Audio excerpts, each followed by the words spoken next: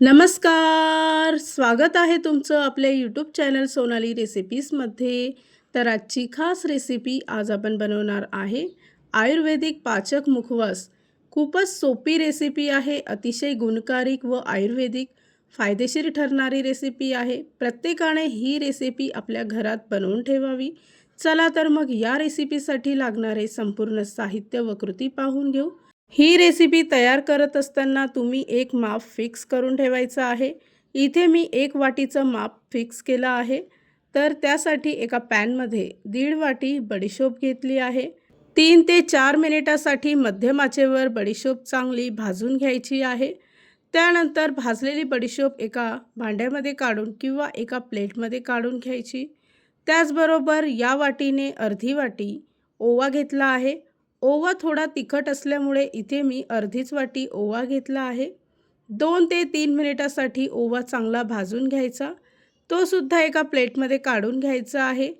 त्याचबरोबर इथे मी 1 वाटी अलसीच्या बिया घेतल्या आहे. या बियासुद्धा खूप फायदेशीर असतात. तर 2 ते 3 मिनिटासाठी बिया चांगल्या भाजून घ्यायच्या आहे.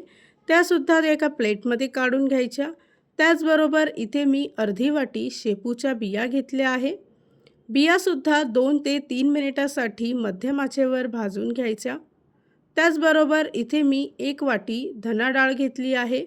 तीसुद्धा 2 ते 3 मिनिटासाठी चांगली तांबूस रंग होईपर्यंत भाजून घ्यायची आहे.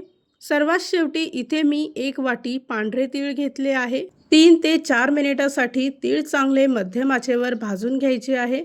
इथे आपलं सर्व साहित्य भाजून झालं आहे. ते एका प्लेटमध्ये काढून घ्यायचं. सर्व साहित्य पूर्णपणे थंड झालं की ते मिक्स करून एका एअरटाईट कंटेनरमध्ये ठेवायचं आहे. इथे आपला पाचक मुखवास तयार झाला आहे. याची थोडी टेस्ट वाढण्यासाठी इथे मी एका वाटीमध्ये अर्धा चमचा काळं मीठ घेतलं आहे.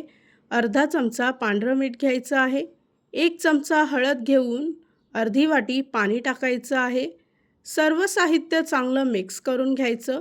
त्यानंतर या पॅनमध्ये तयार केलेलं पाचक मुखवास टाकून यामध्ये हे हळदीचं पाणी टाकायचं आहे.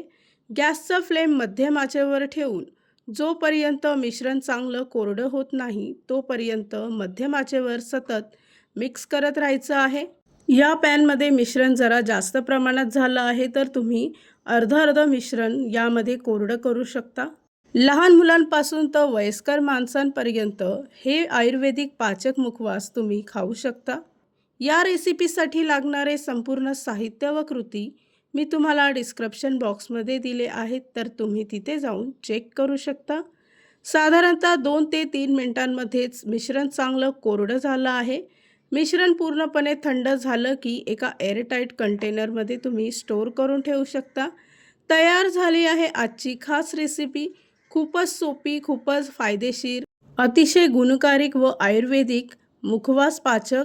ही रेसिपी तर तुम्ही नक्की ट्राय करून बघा. तुम्हाला खूपच आवडेल. जर का तुम्हाला पचनाचा त्रास असेल तर तुम्ही ही रेसिपी बनवून दररोज 1 चमचा खाऊ शकता.